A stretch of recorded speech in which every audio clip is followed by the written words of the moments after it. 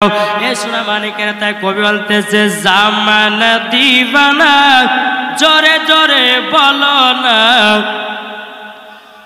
সুবহানাল্লাহ বলেন। আচ্ছা আপনারা কি গজল শুনলে কি আপনাদের মন খারাপ আছে? যা দিলেতে নবীর মোহাব্বত ভরা এরাই হচ্ছে নাতের পাগলা, জোরে বলে কি গো একটু সুবহানাল্লাহ বলতে হবে। জামানা দিবানা জোরে জোরে বলো না তোমার লালের নাই তুলনা মাগো তোমার লালের নাই তুলনা জামানা দিবানা ও গো মা আমিনা তোমার লালের নাই তুলনা মাগো তোমার লালের নাই তুলনা। মাদের নবী জন্ম হলো যেদিন মক্কায় শুকনো গাছি ফুল ফুটিল মোরর সাহারায় একবার জোরে বলো ভাই। মাদের নবী জন্ম হলো যেদিন মক্কায় শুকনো গাছি ফুল ফুটিল মোরর সাহারায় মাগো মোরর সাহারায় কারেন্টের সওয়ারি বোরা কয় তার গাড়ি কারেন্টের সওয়ারি বোরা কয় তার গাড়ি আসমানের যাহার শুভ কামনা মাগো তোমার লালের নাই তুলনা জোরে করে সুবহানাল্লাহ। বেরাদর ইসলাম মাদের সামানি কেনাব বন্ধু আদির বলতেছি বলো আব্দুর রহমান ভাই তাইলে আমিও তো খুব মিথ্যা বলেছি, তাইলে আমার কবরে কি ওই জানোয়ারকে পাঠানো হবে নাকি? আল্লাহ আপনার কেন আব্দুর রহমান বলছে বন্ধু আজিজ এই বন্ধু আজিজ তোমার কবরে এইরকম পাঠানো হবে, তুমি যদি আল্লাহর কাছে ক্ষমা চেয়ে নাও আল্লাহ পাক আল্লাহ তাআলা তোমাকে ক্ষমা করে দেবে। জোরে বলেন সুবহানাল্লাহ। এতে কাজে বলছে বন্ধু কার কবর আযাব দেখতে চায় না, দেখতে চাইলো বলে কেন? এ বন্ধু 3 নাম্বার কবর আযাবতে দেখেছো, এবার চলো 4 নাম্বার কবরের আযাব। বেরাদর ইসলাম মাদার সামানিকরাও 4 নাম্বার কবরে যখন বাবা নিয়ে যা হলো আব্দুর রহমান বলছো বন্ধু আজিজ চলো চলো চলো 4 নাম্বার কবরের কাছে যাও, একজন মহিলার কান্নার আওয়াজ পাবে। কার আওয়াজ? মহিলার কান্নার আওয়াজ। বলে তাই নাকি? বললে হ্যাঁ। আব্দুর রহমান যখন বলেছে আজিজ এক পা দুপা করে কবরে কান লাগিয়ে বাবা শুনেছে মহিলাটা কেঁদে কেঁদে বলছে ভাই গো আমাকে কবর থেকে বের করো, কবর থেকে বের করো। বাবা যে আজিজ বাবা ভয়ে এসে বলতো আব্দুর রহমান বন্ধু এই কবরেতে একজন মহিলা কান্না করতেছে, এই মহিলাটা বলছে আমাকে কবর থেকে বের করো, কবর থেকে বের করো। বাবা কিতাবের নাম হলো আওরাতু কি হেকায়াত। কিতাবটার নাম কি বললাম? আওরাতু কি হেকায়াত, উর্দু কিতাব। এই কিতাবের ভিতরে ঘটনাটা তোলা আছে। বলছে বন্ধু কবরে গেলাম, যাওয়ার পরে দেখছি একজন মহিলা কান্না করছে আর বলছে আমাকে কবর থেকে বের করো। বন্ধু কি করা যায়? বলে চলো তো দেখি শুনি। আব্দুর রহমান কান লাগিয়ে শুনতেছে সত্যি মহিলাটা বলছে আমাকে কবর থেকে বের করো, কবর থেকে বের করো। বাবা যে মুসলমান ভাইরাও আব্দুর রহমান এবং বন্ধু আজিজ দুজনে মিলে বাবা গ্রামে গেছে। যাওয়ার পরে বলছে গো মোড়ল মতো বাড়াও, তোমরা শুনে নাও আজকে আমরা কবরে গেছিলাম, কবরে যাওয়ার পরে একজন মহিলার কান্নার আওয়াজ। ও মা কালা তারা পর্দার আড়ালে আছো মা, তোমরা একটু মন দিয়ে এইটুকু ঘটনাটা শুনে নাও। বেরাদর ইসলাম মাদের সামানিকরাও মহিলাটা কেঁদে কেঁদে বলতেছে আমাকে কবর থেকে বের করো। সমস্ত গ্রামের মানুষেরা বাবা কবরের কাছে এসেছে, মহিলার কবরটা আপনার খুঁড়তে শুরু করেছে। একটু যখন কবরটা ফাঁকা হয়েছে মহিলাটা কেঁদে কেঁদে বলছে বলো ভাই গো ও ভাই সম্পূর্ণ কবরটা ফাঁকা করিও না। যারা কবর করতে ছিল তারা বলছে বল গো তুমি তো তো কবর খুঁড়তে বলেছ, কবর ফাঁকা করতে বলেছ, ওই আপনার যে কবরে মহিলাটা কান্না করতেছে, বলো ভাই বলেছি, তবে আমার একটা পুণ্য করে দাও, আমি কবরে উলঙ্গ অবস্থায় আছি, আমাকে একটা কাপড় এনে দাও, আমি কাপড়টা পরিধান করে তারপরে কবরটাকে সম্পূর্ণ ফাঁকা করে দিও। বেরাদার ইসলাম মুআজ্জাজ সামানিকরাও, এই সোনামানিকেরাও, যখন বেরাদার মুআজ্জাজ সামানিকরাও কবরটার ভিতরে যখন একটা কাপড় দেওয়া হলো, মহিলাটা ভালো করে আপনার পর্দা করে নিয়ে কাপড়টাকে পরিধান করেছে। পরিধান করার পরে বেরাদার ইসলাম মুআজ্জাজ সামানিকরাও, এই সোনামানিকেরাও, মহিলাটা কবর থেকে উঠে বাবা দৌড় মারতে লেগেছে। যারা কবর করছিল তারা বাবাজি বলতেছে, বলে কি ব্যাপার? মহিলাটা বলল, কবর থেকে বের করো, আমাদের সঙ্গে কথাবার্তা না বলে মহিলাটা কেন দৌড়তে লাগলো? দৌড়তে দৌড়তে কিভাবে একটা ঘরের ভিতরে প্রবেশ করেছে রে বাবা। যেমনই প্রবেশ করেছে, বেরাদার ইসলাম মুআজ্জাজ সামানিকেরাম ঘরের দরওয়াজাটা লাগাইয়া দিয়েছে। মহিলাটা ঘরের ভিতরে একা। যারা কবর করতেছিল তারা বাবা মহিলার পেছন পেছন বাবা আপনার চলতে লাগলো। চলতে চলতে বাবাজি ঘরের দরওয়াজা লাগিয়ে দিয়েছে। মহিলাটাকে বলো, গো বোন, তুমি তো কবর থেকে বেরালাও, কি কারণের জন্য বেরালা একটু আমরা জানতে চাই। মহিলাটা কোনো মতে বাবা কথা শুনতে চাই না। বেরাদার ইসলাম মুআজ্জাজ সামানিকরাও, এই ঘটনা যখন আপনার গ্রামের মানুষ যখন বাবা জেনে নিল যে একজন কবর থেকে একজন মহিলা জিন্দা বেরিয়ে এসেছে, হাজার হাজার মানুষ দেখার জন্য ভিড় লাগিয়ে দিয়েছে। বেরাদার ইসলাম মুআজ্জাজ সামানিকরাও কবরের কাছে আপনার যে সমস্ত মানুষেরা কবর করতেছিল রে বাবা, ওই মহিলা দরওয়াজার কাছে দাঁড়িয়ে আছে। দাঁড়িয়ে থাকার পরে দুটো মহিলাকে বলছো, গো বোন, আমরা দরওয়াজা ভাঙবো, ভাঙার পরে তোমরা দুজন মহিলা ভিতরে যাও। ওই মহিলাটা কেন কবরে কান্না করতেছিল, কেন কবর থেকে বেরিয়ে আসলো? সমস্ত গ্রামের মানুষেরা দরওয়াজাটা ভেঙে দিল। ভেঙে দেওয়ার পরে দুজন মহিলাকে আপনার ভিতরে দেওয়া হলো। ভিতরে দেওয়ার পরে মহিলাটা বাবাজি এইরকম ভাবে বসে আছে। পেছন দিকে বাবা দরওয়াজাও দুজন মহিলা এক পা দু পা করে যখন আসলো, আসার পরে মাথাতে যখন বাবা হাত দিয়েছে, হাত দেওয়ার পরে বেরাদার ইসলাম মুআজ্জাজ সামানিকরাম হাত দিয়ে আপনার মাথাটা হাত দিয়েছে, ঘুরাতে যাবে কি আল্লাহর কি কুদরত, ওই মহিলার মাথা থেকে কাপড়টা পড়ে গেছে। ওই মহিলার মাথা থেকে যখন কাপড় পড়ে যাও, অমনি বাবাজি একটাও মাথা চুল নাই, শুধু বাবা মগজ দেখা যায়, মাথাতে একটাও চুল নাই। মহিলা দুটা বলছে, বোন, তোমার মাথার চুল গেল কোথায়? মহিলাটা বলতেছে, ভালো শোনা গো, আবার মাথার চুল আল্লাহ পাক আল্লাহ তাআলার ফেরেশতারাও জাহান্নামের আগুনে পুড়ায়া দিয়েছে। ও বোনেরাও, আমি যখন 1.5 বছর আগে বেঁচে ছিলাম, আমার মাথার চুলগুলোকে পর পুরুষকে দেখালছিলাম। আমার শরীরের গঠন সব পুরুষদেরকে দেখাতাম। তারই জন্য আল্লাহ পাক আল্লাহ তাআলার ফেরেশতারাও আমার মাথার চুলগুলোকে তুলে তুলে জাহান্নামের আগুনে পুড়ায়া দিয়েছে। যখন বাবা কথা বলতে বলতে বাবা আপনার মুখ থেকে পর্দাটা সরে গেছে রে বাবা, মুখ থেকে যখন পর্দাটা সরে গেছে, সরে যাওয়ার পরে বাবা যে মুসলমান ভাইরা, ওই মহিলার দুটো ঠোঁট নাই। কি নাই? ঠোঁট নাই, ঠোঁট। মহিলা দুটো বলছে, বোন, তোমার ঠোঁট গেল কোথায়? মহিলাটা বলছে, বোন গো, আমি যখন দুনিয়াতে বেঁচে ছিলাম, আমার ঠোঁটে আমি লিপস্টিক ব্যবহার করতাম। কি ব্যবহার? এখনকার মহিলারা করে কি করে না? এখনই বেশি জোর। হাই রে বাবা, এমন ভাবে লিপস্টিক দিচ্ছে মহিলারা, বুঝছে কুরকুরু যদি খায় তো কুরকুরুর সঙ্গে লিপস্টিক ভিতরে যাবে, ঠিক কিনা? যুবক ভাই, মহিলাদেরকে ঠোঁটে লিপস্টিক লিপস্টিক দেওয়াবেন না। এখন বৈজ্ঞানিকের বাবা ক্যামেরা সার্চ করে দেখতেছে বাবা যে মুসলমান ভাইয়েরাও এই লিপস্টিকে বাবা ঘিনি ঘিনি সাদা সাদা পোকা দেখা যায়। আর যে মহিলারা বাবা ঠোঁটে লিপস্টিক দিতেছে বাবা ক্যান্সার রোগে আক্রান্ত হতেছে। ও মা কালা জীবনে ঠোঁটে লিপস্টিক দিবেন না। বেরাদ ইসলাম আপনাদেরকে বলবো এই লিপস্টিকটা তৈরি হয়েছে বাবা খিঞ্জিরের চর্বি দিয়ে। কি দিয়ে? খিঞ্জির মানে বোঝেন তো, সেই খিঞ্জিরের চর্বি দিয়ে লিপস্টিক তৈরি করছে। আর ওই লিপস্টিক মহিলারা ঠোঁটে লাগাচ্ছে।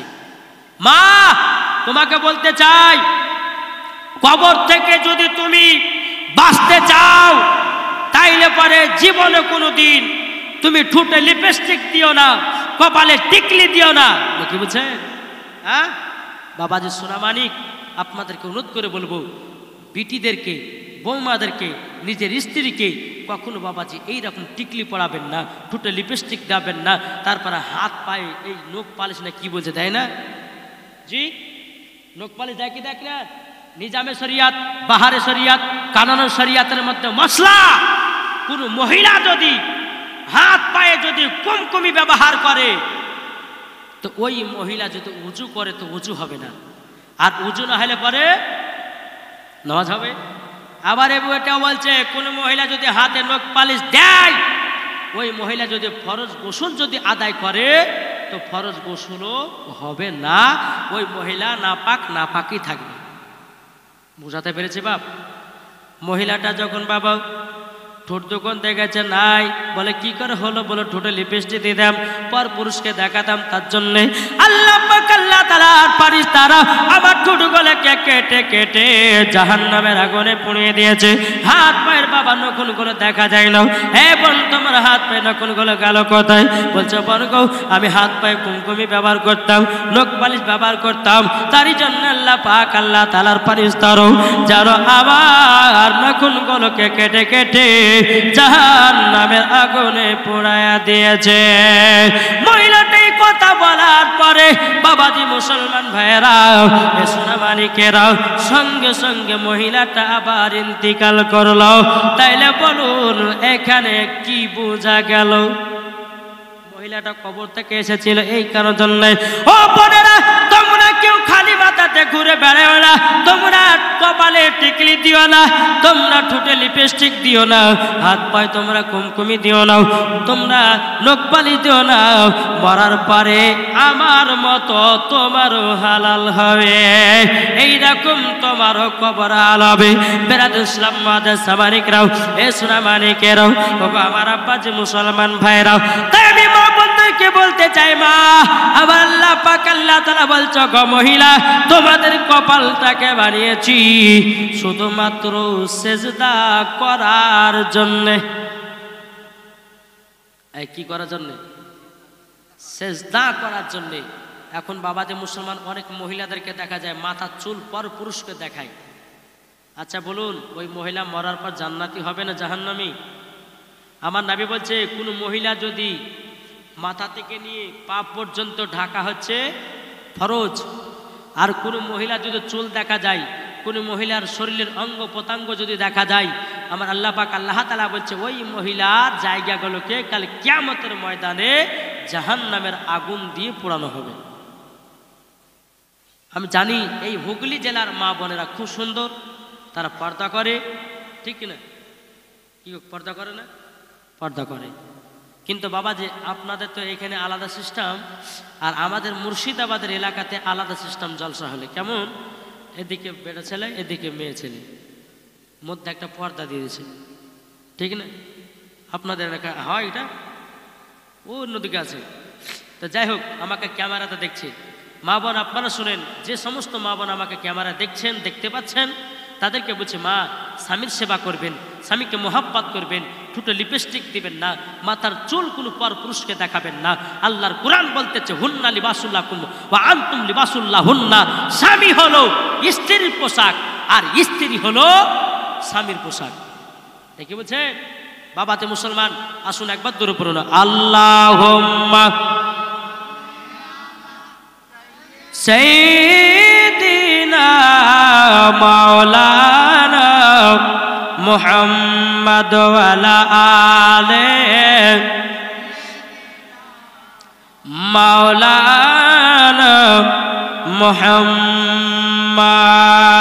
যাদের দিলে আছে নবীর ভালোবাসা যাবে সোনার মদিনা।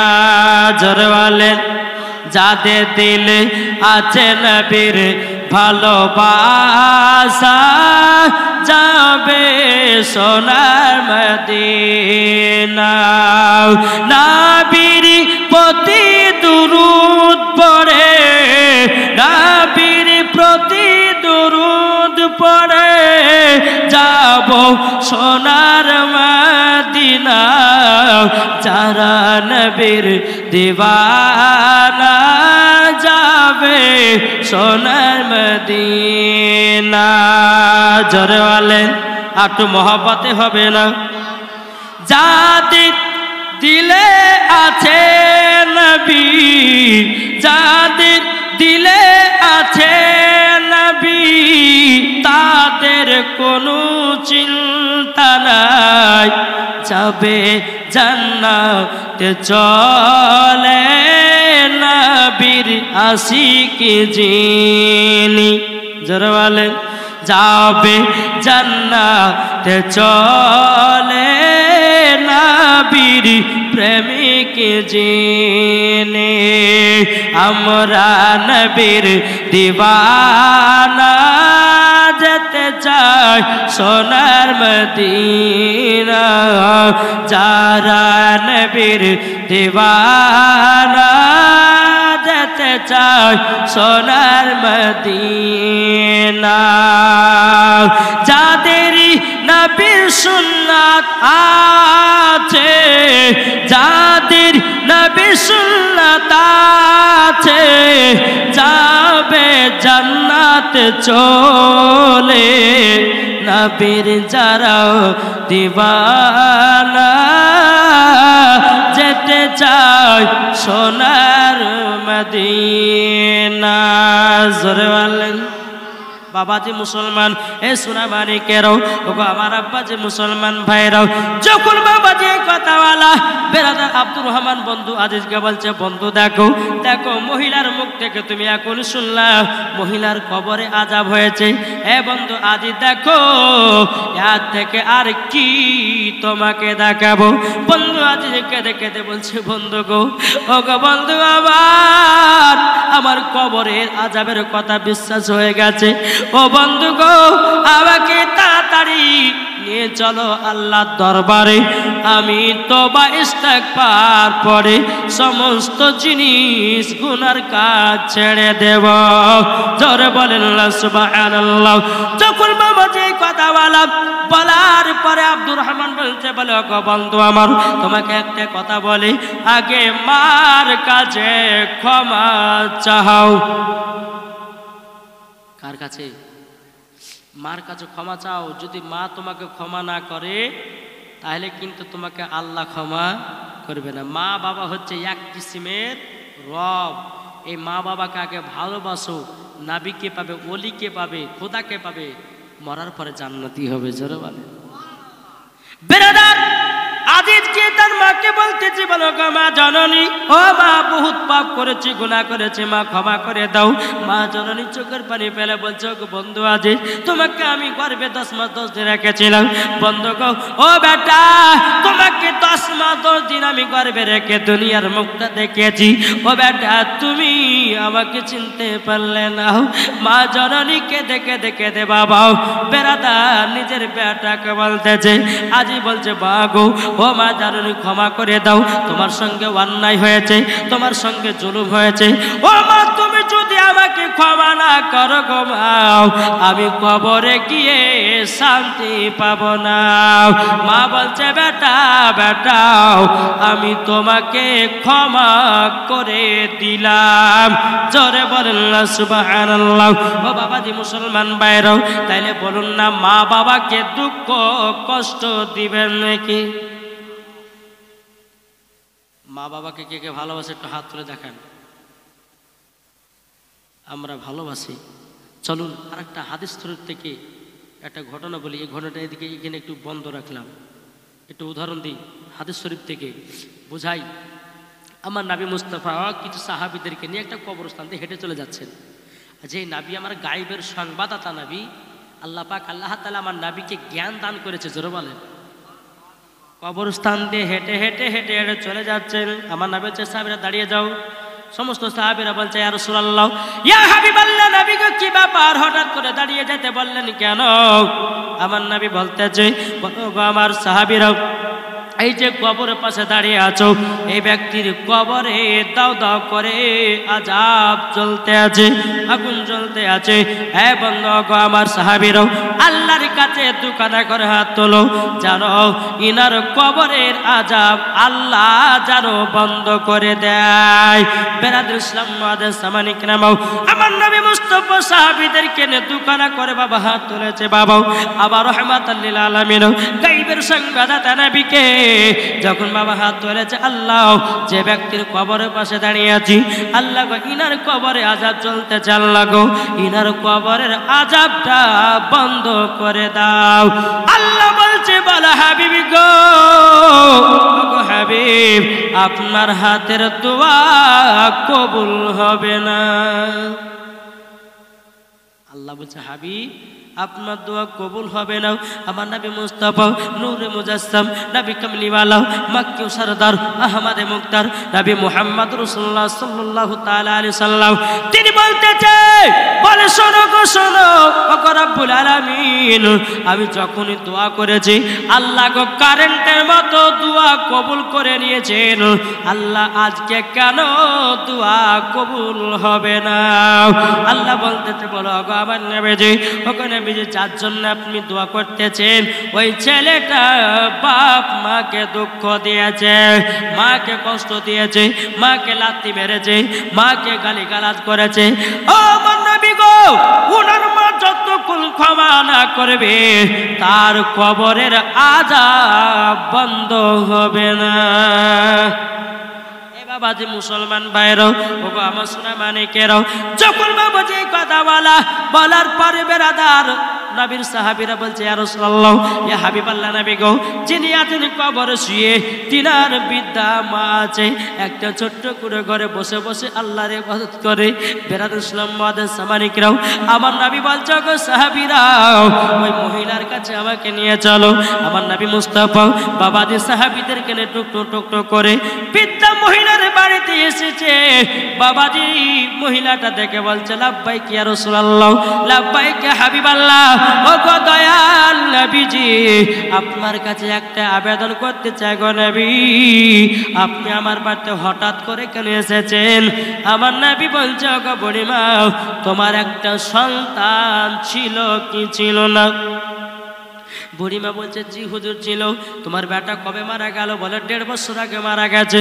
বলো গো মা, তোমার বেটার কবরতে এখনো আযাব চলতেছে। বাবাজি মহিলাটা কেঁদে কেঁদে বলছে না বিগো বেটার কথা বলবেন না, বেটার কথা বলবেন না। যেই বেটাকে আমি 10 মাস 10 দিন গর্ভে রেখেছি, ওই বেটাকে নিয়ে যখন আমি রাত্রিবেলা গর্ভে করে নিয়ে শুতাম, আবার বেটা যদি পেটে লাথি মেরে দিত, ওগো নবীজি মা জননী সারা রাত্রি ব্যথা সহ্য করেছিলাম। ওগো নবীজি, আমার বেটাকে দুনিয়াতে যখন মাঘ মাসের ঠান্ডাতে যখন দুনিয়াতে জন্ম দিলাম, আমার বেটাকে নিয়ে যখন ডান দিকে শোয়ালাম, আমার বেটা যখন ডান দিকে পেশাব করে দেয়, আমার বেটাকে আবার বাম দিকে শোয়ালাম, শোয়ার পরে বাম দিকে পেশাব করে দিল, আমার বেটাকে আমার জায়গাতে শোয়ালাম, আমার জায়গাতে যখন আমার বেটা পেশাব করে দিল, আমি মা জননী সারা রাত্রি ভিজাতে শুয়ে শুয়ে কাটিয়েছি।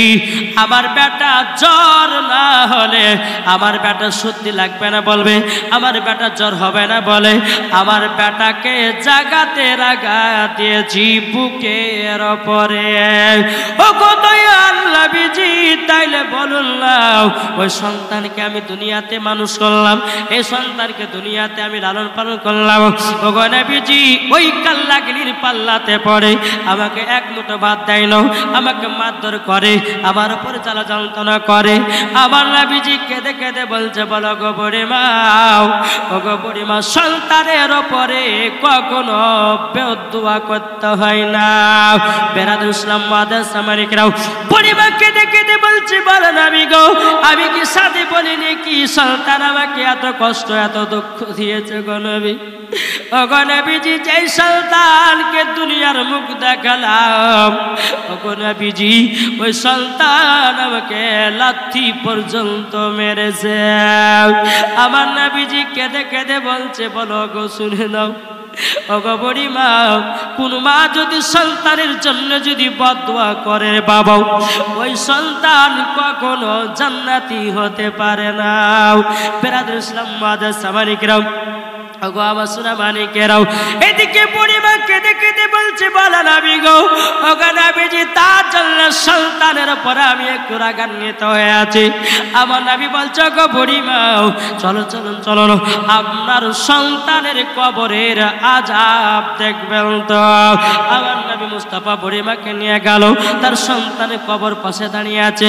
আমার নবী মুস্তাফা নূরে মুজাসসাম, নবী কামলিওয়ালা, মক্কি সরদার, আহমদে মুকদ্দার, নবী মুহাম্মদ রাসূলুল্লাহ সাল্লাল্লাহু তাআলা আলাইহি সাল্লাম বাবাজি দোকানে হাত তুলে বলতেছে, বলে আল্লাহ গো আল্লাহ, এই বুড়িমাকে তার সন্তানের আযাব দেখার শক্তিটা দান করে দাও। বাবাজি মুসলমান ভাইরাও, আমার নবী বলছে, গো বুড়িমা, তোমার সন্তানের কবর দিকে তাকাও। যখন বাবা তাকিয়েছে, বেটা আপনার হাও হাও করে কান্না করতেছে, দাও দাও করে বাবা আগুনে জ্বলতে আছে। বলে, মা গো, ওগো মা, আমাকে ক্ষমা করে দাও, তোমার সঙ্গে অন্যায় করেছি, তোমার সঙ্গে পাপ করেছি, তোমার সঙ্গে গুনাহ করেছি, ও মা ক্ষমা করে দাও মা। বুড়িমা কেঁদে কেঁদে নবীকে বলছে, নবী গো, ওগো তো নবীজি যেই দিন আমার বেটাকে জন্ম দিয়েছিলাম, ওগো নবীজি সেই দিন একটা কষ্ট পেয়েছিলাম, কিন্তু নবী গো সেই দিনকার কষ্ট থেকে নবী গো আজকে আমি 4 গুণ কষ্ট পেতেছি। ওগো নবীজি আমার সন্তানকে দিল থেকে মাফ করে দিলাম। নারে তাকবীর, নারে রিসালাত, জোরে বলেন। যেমনই বলেছে মা জননী মাফ করে দিয়েছে রে বাবা, সোনা মানিকেরাও অমনি বাবা তার সন্তানের কবরের আযাব বন্ধ হয়ে গেছে। এ বাবা যে মুসলমান ভাইরাও, আমার নবী মুস্তাফা বলেছে, ওগো আমার উম্মত উম্মতানেরা একবার দরুদ পড়ো, আল্লাহুম্মা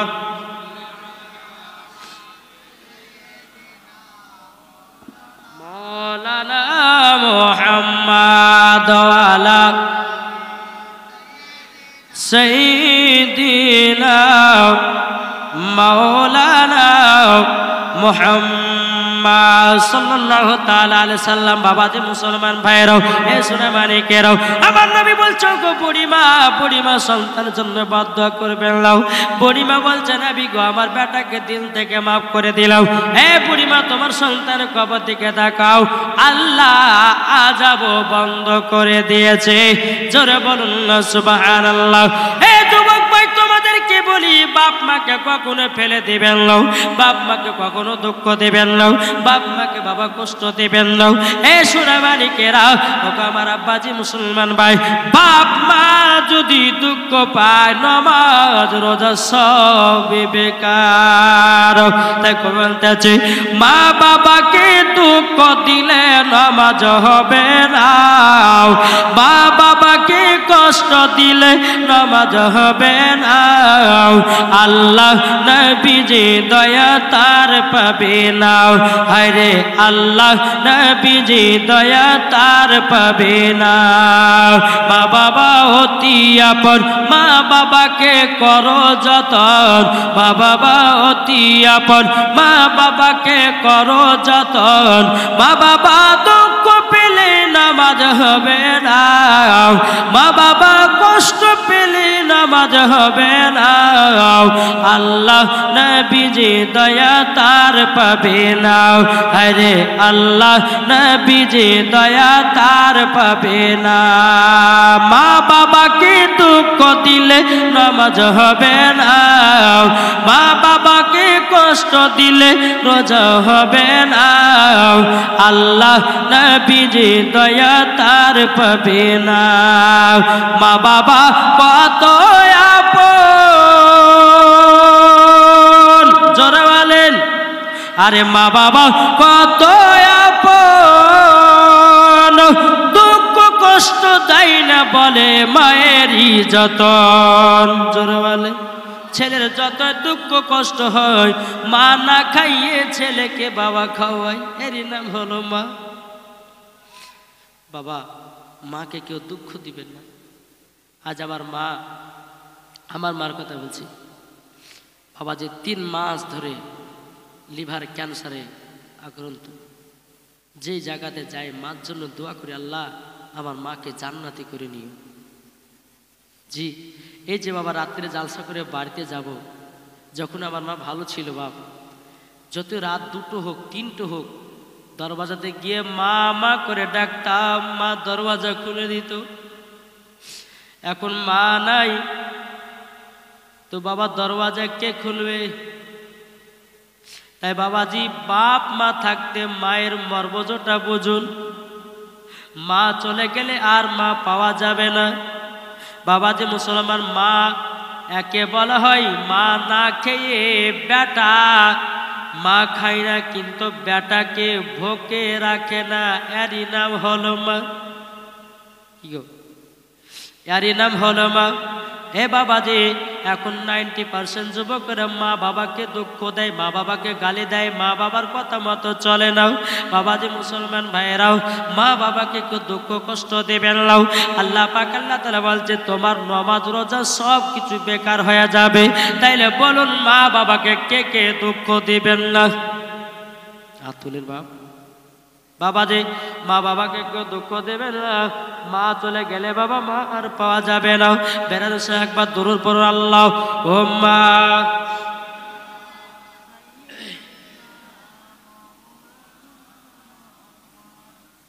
ওয়ালা আলে সাইয়্যিদিনা মাওলানা মুহাম্মদ সাল্লাল্লাহু তাআলা আলাইহি ওয়াসাল্লাম।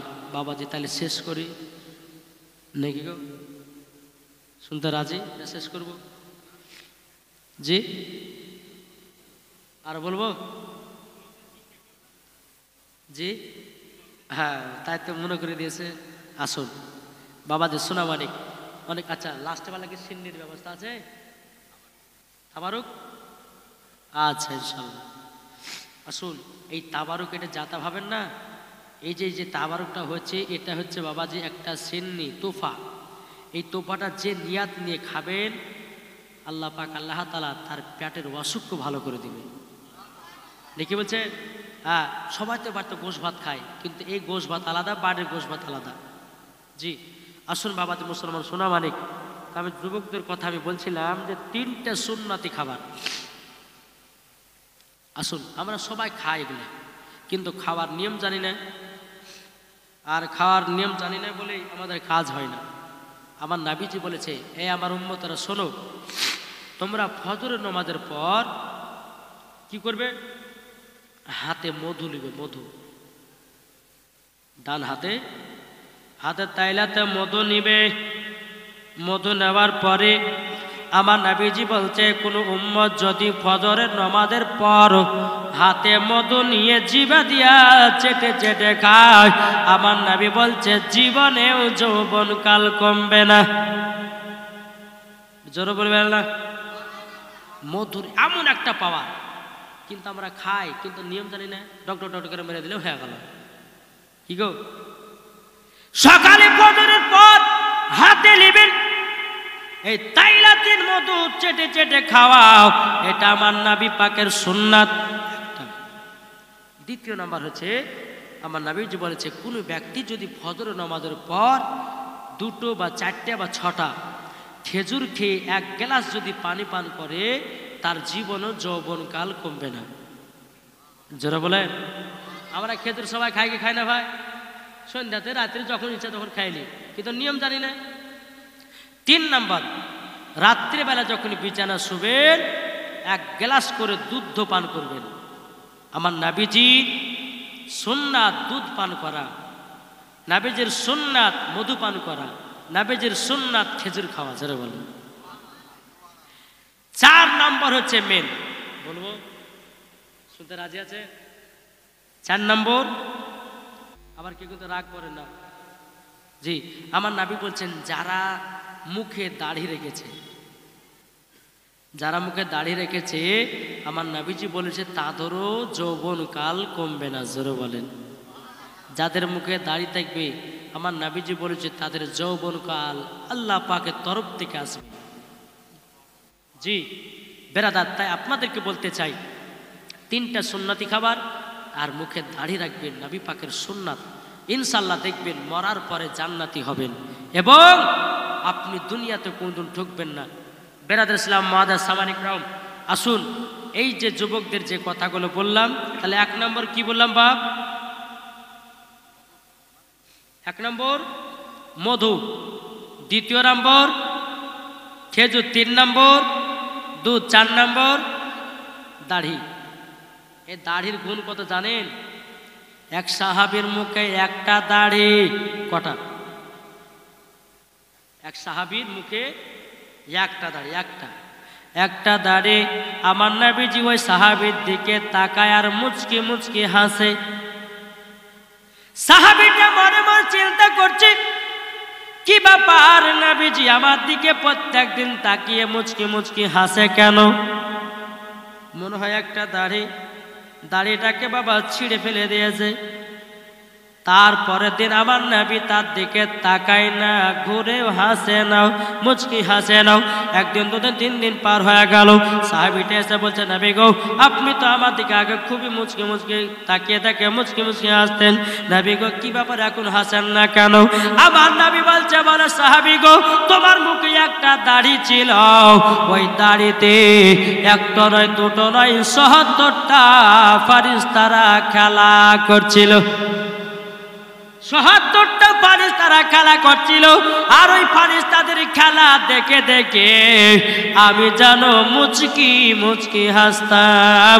এসবই দাড়িটা ছেড়ে দিয়েছ, ফারিস্তাও গেল, পালিয়ে গেছে। সাহাবীটা মাথা হাত দিয়ে বলছে হায় হায় কোন ভুল কাজ করলেন? বলছে হুজুর গো আর জীবনে দাড়ি কাটব না, জীবনেও দাড়ি আছড়ব না। বেরাদুল ইসলাম মাদার সামানিকরাও, এ সোনা মানিকেরাও, আমার আল্লাহ পাক আল্লাহ তাআলা বলতেছে গো আমার বান্দা বান্দিরাও, এই দাড়িটা হলো মুসলমানের চিহ্ন।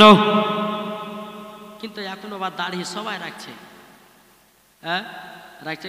কেউ আবার রাখছে মোদি চাচার মতো দাড়ি, কি গো, তাই না? হ্যাঁ, তো বাবা যে মুসলমান দাড়ি রাখুন এমন যেন নবীর সুন্নাতের মতো দাড়ি হয়। বোঝা গেছে কিছু? হ্যাঁ, ইনশাল্লাহ চেষ্টা করবেন বাপ। আল্লাহর কাছে দোয়া করি আল্লাহ যেন আপনাদের মনের দোয়াকে আল্লাহ কবুল করে নেয়। আল্লাহ বলছে 3 জন ব্যক্তির দোয়া আল্লাহ কারেন্টের মতো কবুল করে। কজন ব্যক্তি বললাম? 3 জন।